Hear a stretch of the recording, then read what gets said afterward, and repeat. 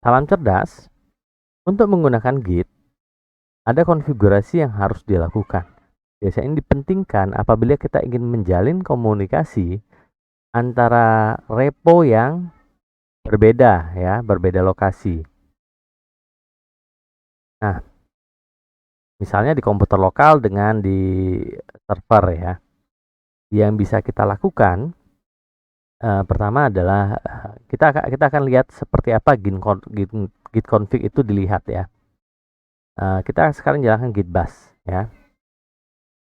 Ini kita tidak dalam directory tertentu ya. Kita tidak dalam directory tertentu. Jadi dia nggak ada tulisan main atau masternya ya, karena dia bukan repository tertentu. Kalau kita ketik git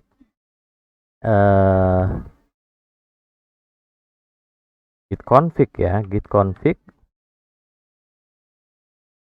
Misalnya dalam hal ini kita ketik global ya.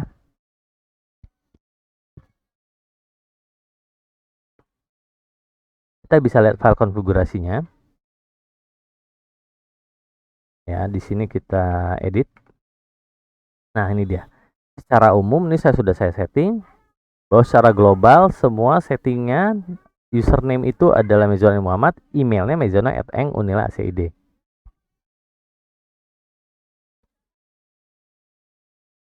Setelah itu ya, ini bisa kita tutup.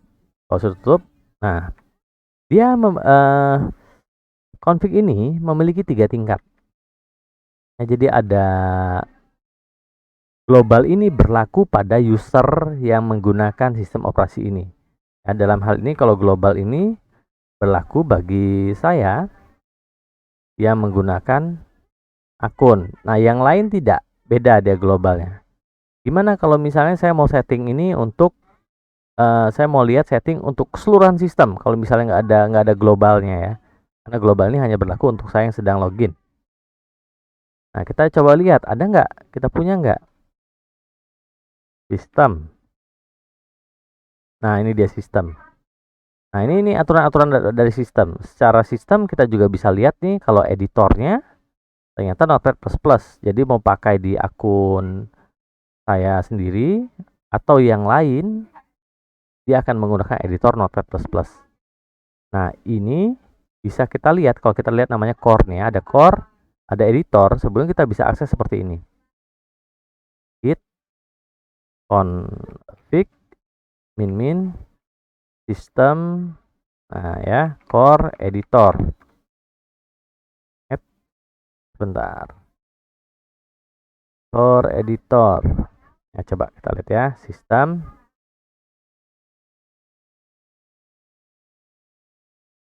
Core editor ya.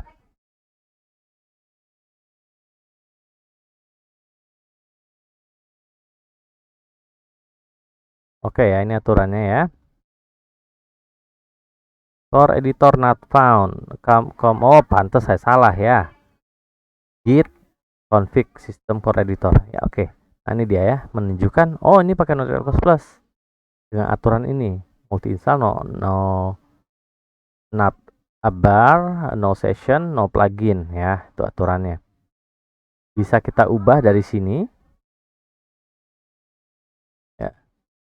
Nah, bagaimana kalau misalnya kita punya banyak project yang menggunakan sistem yang berbeda. Nah, ini kita sekarang coba kita ganti dulu ya untuk sistem. Coba ya, kita sebelum bisa lihat config sistem ada nggak user, maksud saya kita lihat username ada. Oh, nggak ada username. Saya mau ya, mau pakai akun siapapun, secara default pakai nama dan email saya misalnya. Nah, kita bisa atur seperti ini. Caranya adalah git username, misalnya di sini saya tulis ya, ini Mezano ya namanya. Username untuk sistem. Permission denied. Ya. Saya harus menjalankan sebagai admin di sini. Ya, ini nggak bisa ya. Oke. Oke. Oke. Ini tidak bisa, tapi nggak apa. Misalnya kita sekarang mau ubah untuk yang global ya. Global, kita ganti namanya. pertama kita lihat dulu ya, biar nggak lupa. Global username, oke ya. Sekarang saya mau ganti namanya, caranya begini. Oke ya, kita lihat lagi. Nah, sudah ganti nama ya. Sekarang kita lihat email. Saya mau ganti juga email. Nah, kenapa nama dan ini email ini penting? Ini terkait dengan nanti untuk sinkronisasi antara komputer kita dengan repo di server, misalnya di GitHub. Email di sini misalnya saya cek dulu ya. Oke, saya mau ganti ke email saya yang lain misalnya.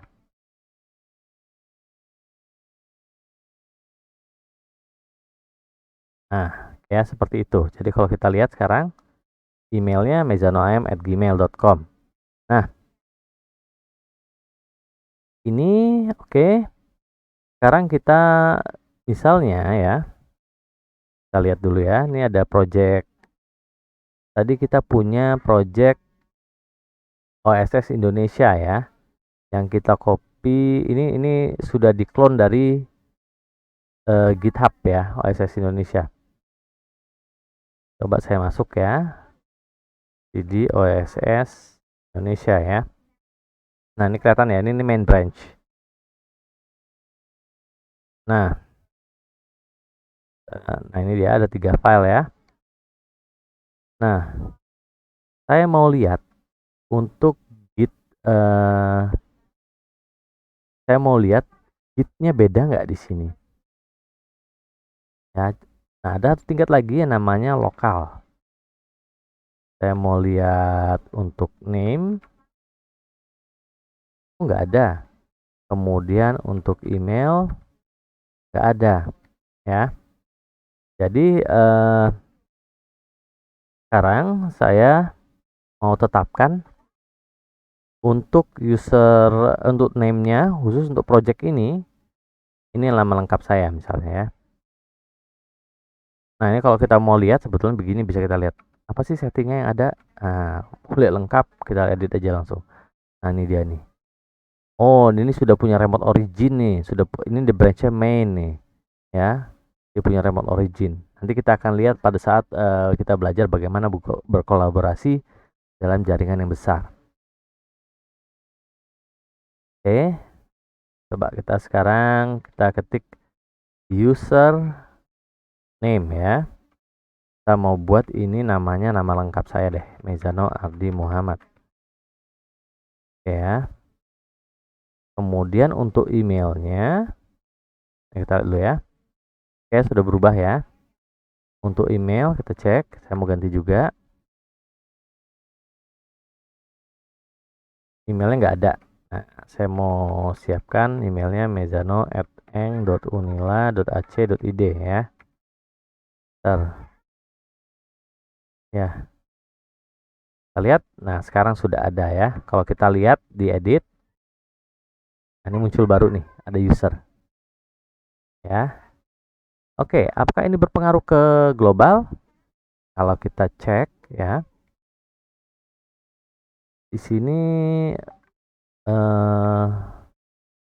untuk globalnya ya, kita lihat ya name dulu ya.